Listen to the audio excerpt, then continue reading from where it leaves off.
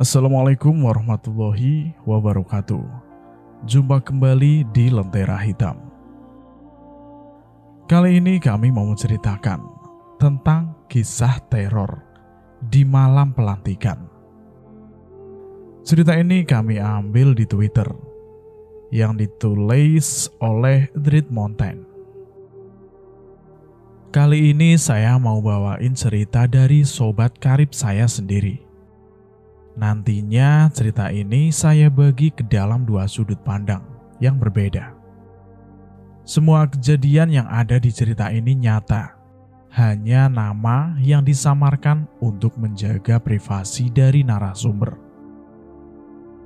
Tidak usah lama-lama, kita langsung saja ke ceritanya.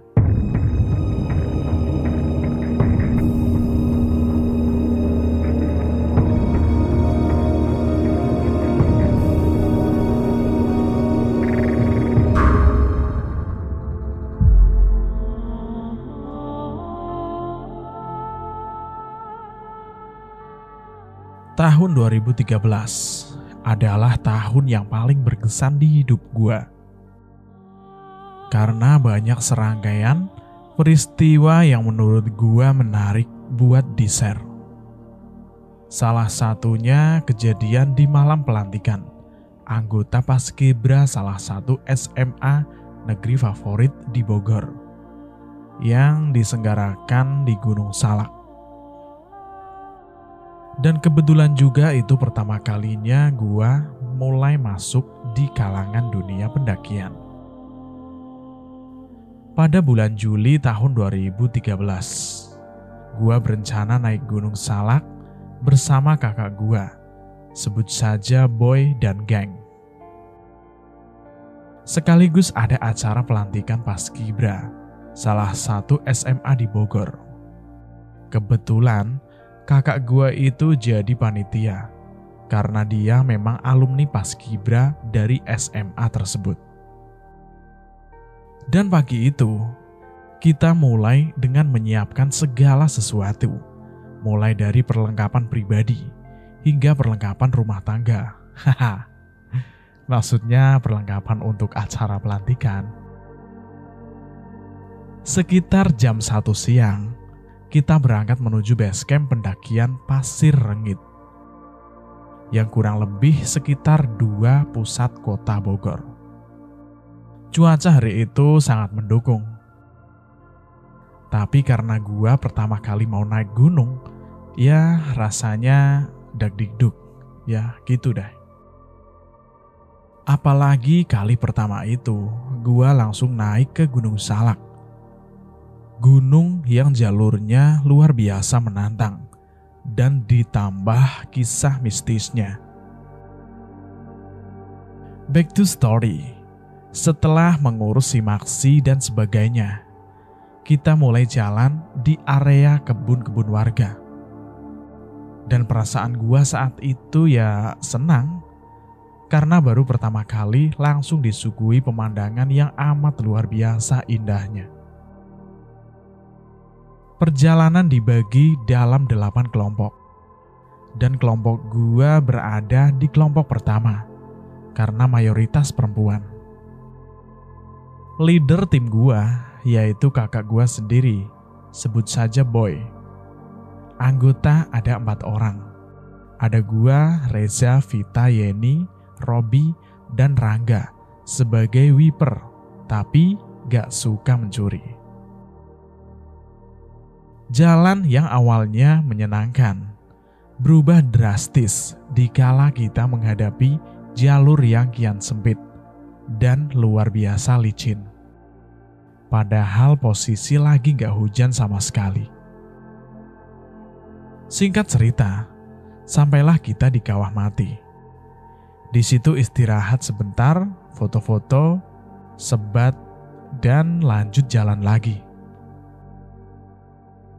Selepas lewat Kawah Mati itu, banyak kejadian yang menurut gua sulit buat dipikir pakai logika. Gak lama kita ketemu sama aliran sungai. Dan di situ ketua tim sekaligus kakak gua izin mau buang air. Jadi dia melipir agak ke samping. Di situ gua lagi ngotak-atik PSP yang sengaja gua bawa dari rumah karena pikiran gua naik gunung gak semenyenangkan itu. Lagi enak-enak main PSP. Kakak gue datang dari arah Kawah Mati. Dia langsung nyeletuk. Lu semua parah. Masa ketua tim ditinggalin di Kawah Mati? Mana tim kedua? Gua tunggu gak datang-datang lagi. Di situ gue langsung nyautin dong. PA, kan lo barusan izin buang air ke arah sono, arah samping. BTW cara nongol gua sama kakak gua itu memang udah kayak teman banget. Ya gitu, biasalah namanya saudara. Vita juga nyautin. Iya boy, lo jangan ngebecandain kita. Mentang-mentang lo udah sering naik gunung, jadi ngebully yang pemula. Dan Rangga, sang sweeper langsung ngajak kita buat lanjut jalan. Karena kata dia, di Kawah Ratu udah dekat. Sambil jalan juga gua mikir, kalau kakak gua ketinggalan di Kawah Mati, terus siapa yang nongol sama kita tadi? Sampai ke sungai dan izin buang air. Kita semua pun lanjut jalan sambil diem-dieman. Mungkin di pikiran masing-masing masih mikirin hal yang janggal tadi. Singkat cerita, kita pun sampai di tempat yang jadi camp kita. Entah gua lupa nama tempatnya apa, dan sampai sekarang pun gua gak hafal jalur pendakian Gunung Salak. Karena itu pertama dan terakhir kalinya gua naik ke Gunung Salak. Jadi harap maklum kalau ada salah penyebutan tempat karena cerita ini berdasarkan ingatan gua doang. Semua kelompok pun mendirikan tendanya masing-masing. Total ada sekitar 7 tenda di tempat yang berbeda-beda. Jarak dari tenda satu ke tenda lain pun agak cukup jauh, menurut gua kala itu. Acara dimulai dengan masak-masak, dengan bahan makanan seadanya. Dan rata-rata juru masaknya itu cewek. Selesai masak-masak, diadakan games. Gua lupa nama gamenya, tapi yang jelas semacam TOD. Sore itu pun dilewati dengan banyak tawa dari anggota pelantikan. Jam 9 selesai acara dan selesai makan-makan. Kita pun lanjut bobo karena besok pagi harus turun balik ke rumah masing-masing. Lagi enak-enaknya memainin PSP karena nggak bisa tidur. Itu posisi sekitar jam 1 malam. Tiba-tiba ada yang teriak dibarengi sama bunyi peluit yang jadi tanda dari masing-masing kelompok kalau ada tanda bahaya atau keadaan darurat lainnya. Gua beserta kelompok yang dipimpin kakak gua langsung menuju ke tenda yang ngasih tanda tersebut. Dan di situ ada sekitar 5 orang yang lagi kesurupan. Ada yang nari, ada yang desis-desis kayak ular, ada yang lompat-lompat layaknya pocong, ada juga yang lagi ngaji, tapi itu bukan cara ngaji manusia pada umumnya. Gue bakal jelasin satu persatu siapa orang yang kesurupan itu dan penyebabnya. 1. Vita, kesurupan penari. Awalnya Vita seperti teman-teman yang lain, berbagi cerita, ceria, pokoknya gak ada yang aneh sama dia. Tapi semua itu berubah ketika dia haid. Ya, dia haid di rimbunan hutan Gunung Salak, yang dimana menurut kepercayaan orang tertentu, darah haid wanita banyak mengundang makhluk gaib. Setelah haid dan memakai pembalut, dia jadi lebih murung dan jarang ngobrol sama teman di sekitarnya. Dan ketika semua sudah pada tidur, Vita bangun dan beranjak keluar tenda. Sontak satu teman setendanya itu, kita sebut saja Dinda. "Fit, lo mau kemana? Masih tengah malam nih. Memang berani keluar sendirian?" Mengingat di luar tenda sudah sepi, yang tandanya semua sudah pada terlelap. Gak ada jawaban dari Vita. Akhirnya dengan sedikit takut, Dinda mencoba mengikuti Vita untuk mengetahui apa yang dia mau lakukan. Begitu Dinda keluar tenda, dia melihat Vita berjalan mengelilingi tenda. "Fit, lu ngapain sih?" Dinda masih berpikiran positif. Dia mencoba berpikir kalau Vita hanya ngigo, tidur sambil berjalan. Pikiran positif itu pun hilang seketika ketika Vita sudah mengelilingi tenda sebanyak 1 putaran. Dan dia mulai menari selayaknya sinden sedang di atas panggung pertunjukan. Melihat itu, Dinda langsung lari ke dalam tenda dan membangunkan teman-temannya yang lain yang sedang enak-enaknya tidur. Dan yang kesurupan kedua adalah Intan, kesurupan ular. Tidak ada yang tahu kapan Intan keluar tenda. Dan gak ada yang menyadari bahwa salah satu teman satu kelompok mereka sudah agak jauh meninggalkan tenda. Jam 12 lebih, Adam kebelet buang hajat.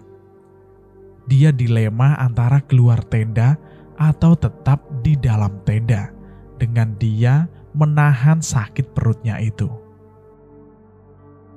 Dengan terpaksa, dia membangunkan salah satu teman dekatnya yang bernama Eki. Ki. Lama tak ada respon. Eki masih kelihatan nyenyak dalam tidurnya. Karena sudah tidak tahan dengan perutnya yang agak bermasalah itu, akhirnya dia menggoyangkan tubuh Eki lebih keras. Akhirnya Eki pun bangun. "Apaan sih ya? Gue ngantuk banget nih. Ganggu aja lo, Dam." "Antar gua boker, Ki. Asli, udah di ujung banget nih. Gue takut keluar tenda sendirian. Ntar kalau gue diculik sama penunggu sini, siapa yang mau bayarin makan di kantin Bu Yusi?" Eki pun terpaksa bangun. Meski dalam hatinya, ia pun merasa takut buat keluar tenda. Tapi dia segera menepis ketakutan itu, karena dia gak sendirian. "Ayo deh, buruan. Lagian mau boker aja ribet banget sih, sampai ganggu orang tidur. Begitu aja ngambek. Coba kalau lo yang kebelet boker, pasti lo juga bangunin gua, ya kan?" Eki berdiri tak jauh dari Adam. "Ki, awas lu ya, jangan tinggalin gua." Buruan, gue ngantuk nih," jawab Eki. Selesai menuntaskan hajatnya, mereka berdua pun berjalan menuju tenda.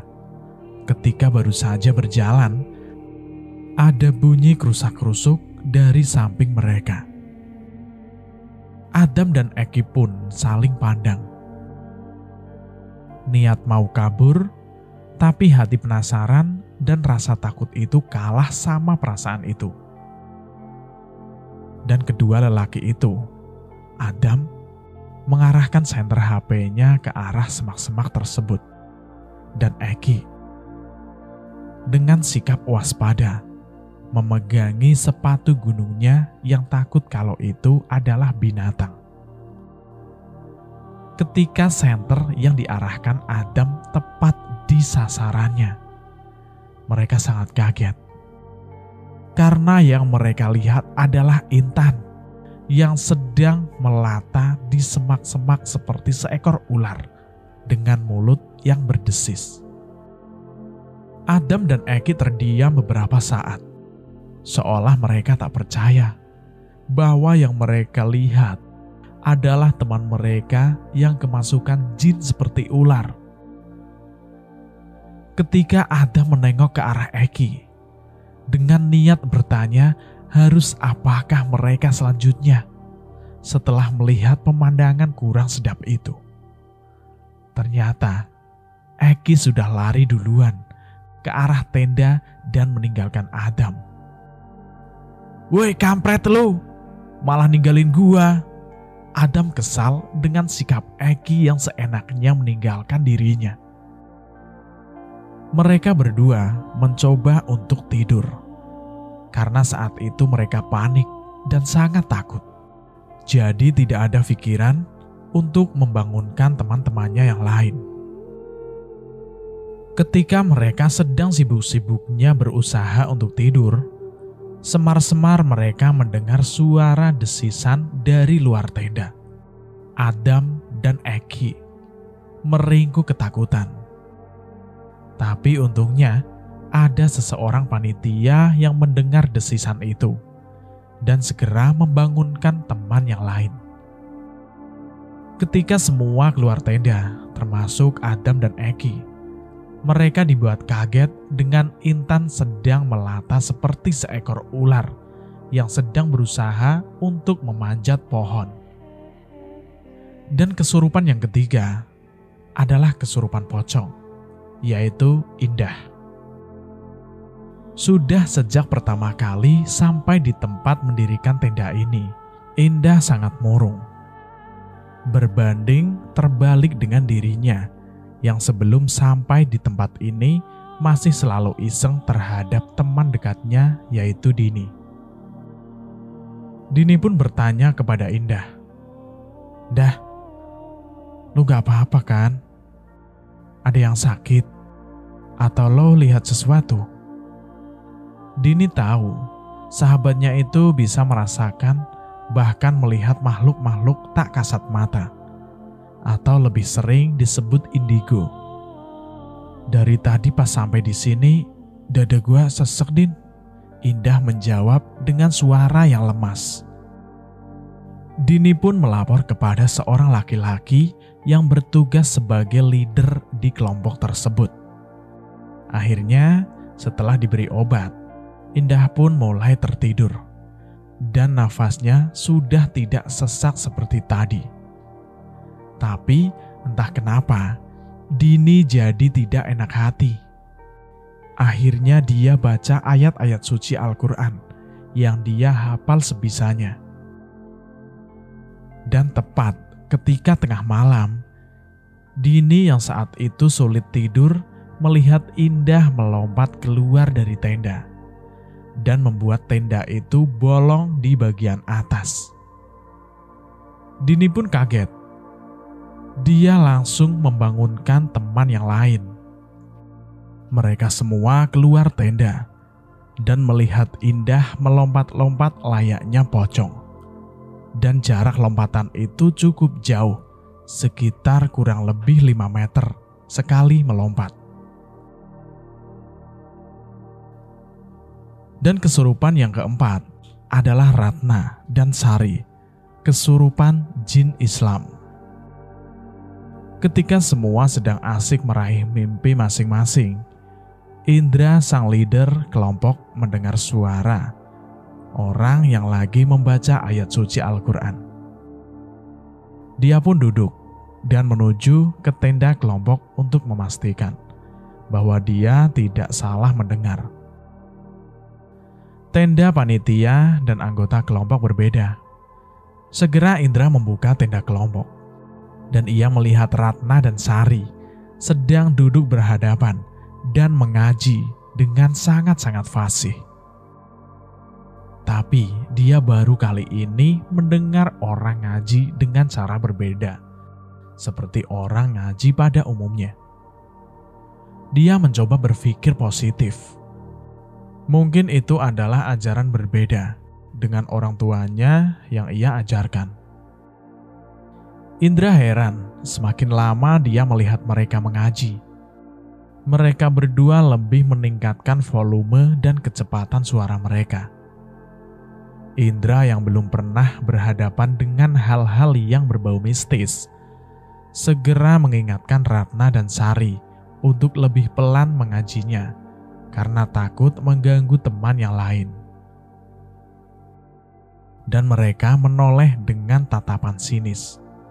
Tapi setelahnya tersenyum. Indra pun dibuat merinding.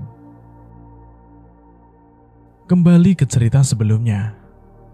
Akhirnya, gue pun sampai di area di mana semua anggota dan panitia berkumpul, termasuk dengan mereka berlima yang kesurupan. Dan saat itu, yang mengerti tentang hal-hal mistis itu adalah Rangga, sang wiper yang di kelompok gua. Satu persatu Rangga mengusir makhluk halus yang ada di tubuh mereka yang kesurupan. Seperti layaknya seorang ustadz yang mengusir makhluk halus di tubuh seseorang. Rangga pun membacakan ayat suci ketika meminta keempat jin itu keluar. Dan yang paling serem adalah pada saat Rangga mencoba untuk mengeluarkan jin Islam di tubuh Ratna dan Sari yang masih membaca ayat suci Al-Quran sejak tadi. Ketika Rangga membaca ayat suci, Ratna dan Sari pun menjawab secara bersamaan, Allahu la ilaha illa, seakan mengikuti suara Rangga. Kalau cuma baca ayat kursi mah, saya juga bisa mas, jawab Ratna dan Sari bersamaan. Tapi suara mereka seperti seorang kakek-kakek. Rangga dibuat kaget mendengar hal tersebut. Dan memang menurut pengakuan Rangga pun, dia baru kali ini menghadapi jin seperti ini. Terlebih ini di gunung. Rangga pun menyerah. Akhirnya para ketua kelompok membuat kesepakatan harus ada yang turun untuk melapor pada petugas yang ada di base camp bahwa ada keadaan darurat di tempat kami camp. Itulah jalan satu-satunya, karena HT yang dipegang masing-masing ketua tiba-tiba tidak berfungsi. Akhirnya ada 4 orang yang turun untuk melapor kepada petugas base camp. Subuh pun tiba. Kami semua yang beragama Muslim melaksanakan sholat, tidak terkecuali Ratna dan Sari yang masih dikendalikan jin Islam tersebut. Aneh, biasanya jin itu kalau dengar suara adzan suka keluar sendiri. Itu yang masih gua pikirkan sampai saat ini. Langit pun sudah terang, dan yang ditunggu-tunggu pun akhirnya datang. Petugas base camp beserta rombongan, dan ada salah satu warga setempat ikut turut membantu kami. Menurut warga yang membantu mengeluarkan jin Islam tersebut, Ratna dan Sari itu sering berkata tidak pantas. Jadi ia banyak diperhatikan oleh penghuni tempat ini. Pagi itu pun para panitia memutuskan untuk membubarkan acara. Karena suasana sudah tidak memungkinkan untuk dilanjutkannya acara ini. Inilah akhir dari cerita ini. Mohon maaf apabila ada salah perkataan kata. Cerita ini cukup sampai di sini, dan terima kasih buat penulis yang sudah mengizinkan kami untuk membawakan cerita ini. Bagaimana menurut Anda tentang kisah ini? Silahkan tulis di kolom komentar. Cukup sekian dan terima kasih. Wassalamualaikum warahmatullahi wabarakatuh.